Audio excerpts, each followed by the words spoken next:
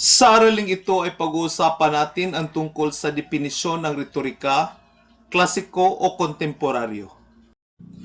Kahit saang may panghihimok, may retorika, at kahit saang may kahulugan, may panghihikayat.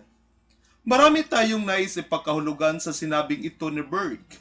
Ngunit sa pagpapatuloy natin sa araling ito, ay matutunghayan natin kung ano ang nais ipagkahulugan ng siping ito. Sa araling ito ay mapag-aaralan natin ang mga sumusunod. Una, pananaw sa retorika ng mga banyaga at lokal na manunulat ng bansa. Pangalawa, pagkakaiba ng klasiko at kontemporaryong pananaw sa retorika. Pangatlo, pagkakaiba ng retorika sa scientific at philosophical na pananaw. At pang-apat ay ang uri ng retorika. May tatanong ako sa inyo. Una, narinig mo na ba ang salitang retorika? Saan? Kailan? Pangalawa, paano mo ito inunawa? Pangatlo, ano ang pagkakaiba ng scientific at philosophical na pananaw sa retorika? Pang-apat, ano-ano ang kahulugan nito sa pangaraw-araw na buhay? Ang retorika ay mula sa salitang Gregong rhetor, na ang ibig sabihin ay isang tagapagsalita sa publiko. Sa makatwid, ang sinumang tumayo at magsalita sa harap ng publiko ay marunong magretorika. Ang teacher, newscaster, leader ng mga estudyante, leader ng mga manggagawa at iba pang organisasyon, politiko, pari, at iba pang leader ng iba't ibang relihiyon, abogado, biktima at akusado sa korte ay gumagamit ng retorika. Ang retorika ay isang sining o teknik ng panghikayat na kadalasan ay sa pamamagitan ng wika. Isa ito sa tatlong orihinal na malalayang sining. Ang iba ay ang dialectic at grammar sa kultura ng mga kanluranin. Noong una at medieval na panahon, ang grammar ay may kinalaman sa tamang gamit ng wika sa pamamagitan ng pag-aaral at pagsusuri ng mga akdang pampanitikan. Samantalang ang dialectic ay may kinalaman naman sa pagsubok at pagtuklas sa mga bagong kaalaman sa pamamagitan ng proseso ng pagtatanong at pagsagot. Ang retorika naman ay may kinalaman sa panghikayat sa publiko at sa sitwasyong pampolitika gaya ng mga asembleya at mga hukuman. Dahil dito, umunlad o nakilala ang retorika sa mga demokratikong lipunan na may karapatan sa malayang pamamahayag, malayang pagtitipon at pagpapanggap sa pagbabagong politikal. Ang konsepto ng retorika ay nagkaroon ng malaking pagbabago noong 2,500 taon ng kasaysayan. Ngayon, ang retorika ay inilalarawan bilang malawak na sining o kasanayan sa panghikayat sa pamamagitan ng kahit na anumang anyo o sistemang simboliko, lalo na sa paggamit ng wika. Maaari itong ilarawan bilang sangkap o kagamitan sa panghihimok sa lahat ng gawaing pantao, kasama ang simbolikong pagkilos. Ginagamit din sa kasalukuyan ang retorika kapag gustong alamin ng sinuman ang pagkakaiba ng hindi makabuluhang mga salita at mga gawa o ang mga totoo at tamang impormasyon sa mga maling impormasyon, propaganda at iba pang anyo ng huwad o hindi tunay na pangangatwiran. Gayunpaman, ang retorika bilang sining ng panghikayat ay patuloy na gumaganap ng mahalagang papel sa kontemporaryong panahon. May mga sinasabi ang eksperto tungkol sa definisyon ng retorika. Simulan natin ang pagtalakay sa definisyon ng retorika mula sa mga klasikong eksperto. Ayon kay Socrates, noong 350 BC, ang retorika ay agham ng pagpapahinuhod. Makalipas ang 20 taon, binigyang kahulugan naman ni Aristotle ang retorika bilang kakayahan sa pagwawari o paglilirip sa bawat pagkakataon ng anumang paraan ng paghimok. Ayon naman kay Richard Whatley, isang pantas sa lohika noong ika-19 na siglo, ang retorika ay ang sining ng argumentatibong komposisyon. Lutang sa mga depinisyong ito ang pananaw na kasangkot sa retorika, ang mga estratehiyang ginagamit ng mga nagsasalita o manunulat sa tuwing sila'y makikipagtalastasan. Alamin naman natin ang sinabi ng mga eksperto sa panahon ng klasikong retorika. Para kay Plato, ito ay sining ng panghikayat ng diwa sa pamamagitan ng diskurso. Sinabi naman ni Cicero na isa itong malawak na sining na binubuo ng 5 mas maliliit na sining. Ito ay imbensyon, argumentasyon, pagsasaayos, pagmememorya at pagtuklas. Ang retorika ay isang disenyo ng pagtatalumpati para manghimok. Si Quintilian ay naniniwala naman na ito ay sining ng magaling na pagsasalita. Ito naman ang definisyon ng retorika sa kontemporaryong panahon. Ngayon ay alamin naman natin ang kontemporaryong retorika noong 19th to 20th century. Ayon kay Day, ang retorika ay tama lamang na sabihin bilang sining ng diskurso. Ang depinisyong ito ay nagpapakilala sa retorika bilang sining at kaiba sa agham. Si Bain naman ay sinabing ang retorika ay tumatalakay sa mga paraan kung saan ang wika sa pagsulat at pasalitang pagpapahayag ay maaaring mabisang maisagawa. Para kay Hildy, ang retorika ay isang sining. Nagpapahayag ang retorika batay sa batas ng sining. Bilang agham, ito ay tumutuklas at nagpapatunay ayon sa batas ng agham. Sa makatwid, ang retorika ay agham ng mga tuntunin sa mabisang diskurso. Maaring ipaliwanag ang retorika ayon kay Hill, A.S., bilang sining ng mahusay na komunikasyon gamit ang wika. Ito ay sining ng mga simulain na kung saan maaring alam o hindi alam ng isang mahusay na manunulat o tagapagsalita na sinasang-ayunan niya. Ito ay isang sining at hindi agham. Ayon naman kay Ginong, ang retorika ay sining ng pag-aangkop ng diskurso kaugnay ng paksa at okasyon, ayon sa mga pangangailangan ng mambabasa o tagapaki. Ano naman ang sinabi ng mga lokal na may akda hinggil sa retorika? Ayon kay Tumangan, 1997, ang retorika ay isang mahalagang kaalaman sa pagpapahayag na tumutukoy sa kaakit-akit at magandang pagsasalita at pagsulat. Pinag-aaralan dito ang ukol sa mga tuntunin ng malinaw, mabisa, at kaakit-akit na pagpapahayag. Laging isaisip na nakaaakit pakinggan at basahin ang pahayag na maayos ang pagkakabuo, pili at angkop ang mga salitang ginamit. Kay Rubin, 1987, ang retorika ay nauukol sa sining na maganda at kaakit-akit na pagpapahayag, maging ito man ay pasalita o pasulat.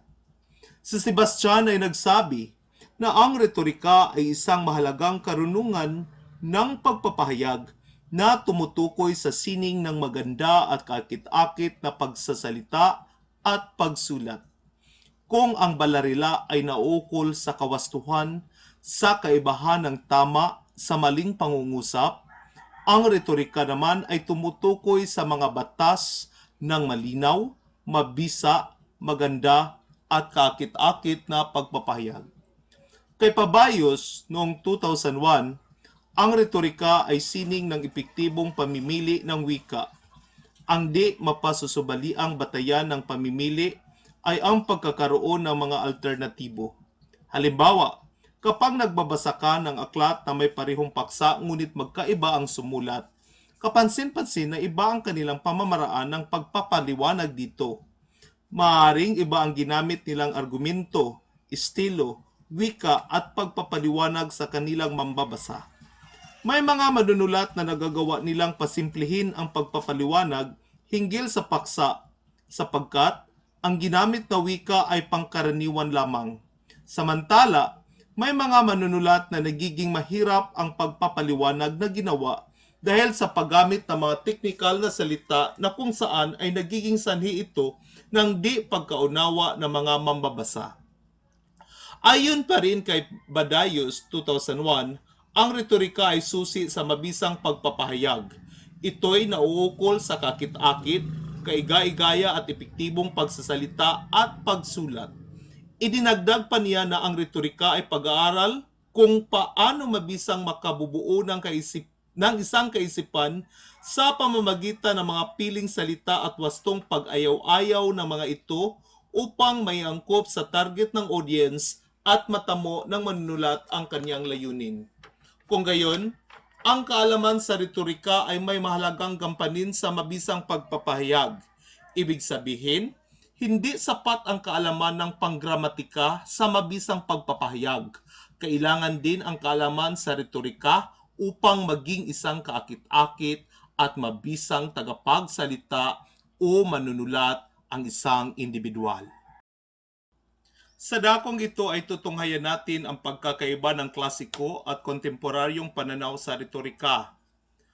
Pagkakaiba sa papel ng katibayan, opinyon, wika at sitwasyon hinggil sa klasikong pananaw sa retorika at kontemporaryong pananaw sa retorika. Una ay ang katibayan. Sa klasikong pananaw, hindi mataas ang pagpapahalaga sa mga katibayan lalo na kung ito ay empirikal. Sa kontemporaryong pananaw naman, mataas ang pagpapahalaga sa mga katibayan lalo na kung ito ay empirikal. Sa opinyon naman, mas pinahalagahan ang opinyon sa klasikong pananaw. Ngunit sa kontemporaryong pananaw, hindi pinahalagahan ang opinyon. Pagkakaiba sa papel ng wika. Hindi tinitingnan bilang mapagkakatiwalaang refleksyon ng pag-iisip. Sa halip, pinahalagahan ang kapangyarihan nito. Naunawaan nila na ang wika ay nakapagpapahayag at hindi ang mga bagay. Pinahalagahan ang pagmamalabis. Ito ay sa klasikong pananaw. Sa kontemporaryong pananaw sa retorika, kung wika ang pagbabasihan, pinahalagahan ang kalinawan, kaisahan at kawastuhan sa paggamit ng wika.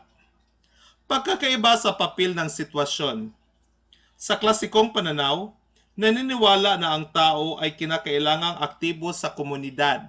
Samantalang sa kontemporaryong pananaw, hindi naniniwala na kinakailangang aktibo ang tao sa komunidad. Ang retorika, scientific at philosophical na pananaw. Alam ba ninyo kung ano ang pagkakaiba ng retorika sa scientific at philosophical na pananaw? Ang pagtuklas at pagsubok sa katotohanan ang pinakamahalaga para sa mga siyentista. Ang pananaw naman ng mga retor, hindi makapaglalakad sa sarili niyang mga paa ang katotohanan. Kinakailangan itong ipahayag ng tao sa kapwa. At dapat itong ipaliwanag, panindigan, at ibahagi sa pamamagitan ng wika, argumento at panawagan. Ang sagot naman ng mga pilosopo at siyentista, hanggat maaari, kinakailangang suriin ang mga palagay sa pamamagitan ng lohika at eksperimento. Sa katunayan, sinasabi nila na dapat nating bigyan ng mas maraming atensyon kung paano sinusubok at ginagawa ang konklusyon. Ang sagot naman ng mga retor, walang silbi ang katotohanan kung hindi ito kinikilala at tinatanggap ng lahat. May kinalaman ang retorikal na pananaw sa pagbibigay pansin sa makapangyarihang paggamit sa wika ng tao para makapagpahayag ng malinaw na ideya at may mabigat na argumento. Nilinin lang ng mga siyentista at pilosopo ang kani-kanilang sarili sa pagsasabi na hindi sila gumagamit ng maritorikang pagpapahayag sa kanilang mga isinusulat na pahayag. Sa ibang salita, kayang kilalanin ng mga retor ang mga retorikang pagpapahayag kahit na anong uri ng diskurso, kasama na ang scientific at philosophical na komunikasyon.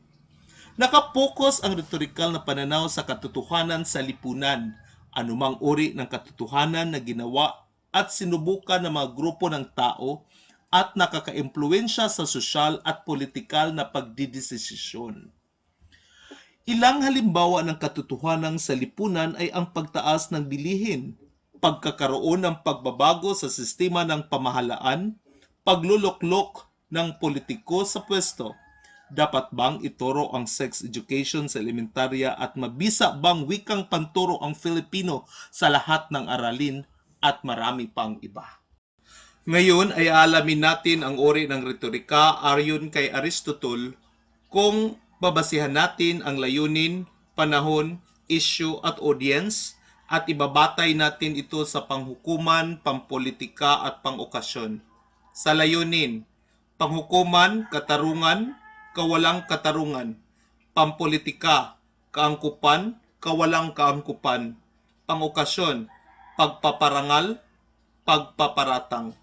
Sa panahon, panghukuman, nakaraan. Pampolitika ay ang hinaharap, pangokasyon ay ang kasalukuyan. Sa issue, panghukuman, paghanap sa katotohanan. Samantalang sa pampolitika ay ang paghanap sa patakaran. Samantalang sa pangokasyon, paghanap sa kahalagahan. Sa audience, ito ay lupo ng mga tagapagtanggol kung sa panghukuman. Sa pampolitika, ito ay butante, mamamayan. Pangokasyon, mga tagapagmasid. Sa dakong ito, ay inilarawan ni Aristotle at tatlong uri ng retorika. Alamin natin. Una, panghukuman. May kinalaman sa mga nagawang kasong kriminal at ang angkop na kaparusahan sa krimen na ginawa, na naisa sa katuparan sa pamamagitan ng mga batas ng hukuman at humahantong sa pagkakamit ng katarungan o kawalang katarungan. Pangalawa, pampolitika. Ang retorikang nakatuon sa mga patakarang ipatutupad sa hinaharap na pinag-aralan sa sangay lehislatura. Pangatlo, pang-okasyon. May kinalaman sa tao, lugar o ideya sa kasalukuyang panahon na nangyayari sa mga espesyal na okasyon o pagtitipon para magbigay ng parangal o paratang. At dito nagtatapos ang talakayan natin sa araling ito. Maraming salamat sa inyong kooperasyon, sa inyong pakikinig, at maligayang pagbati para sa inyong lahat. Maraming salamat.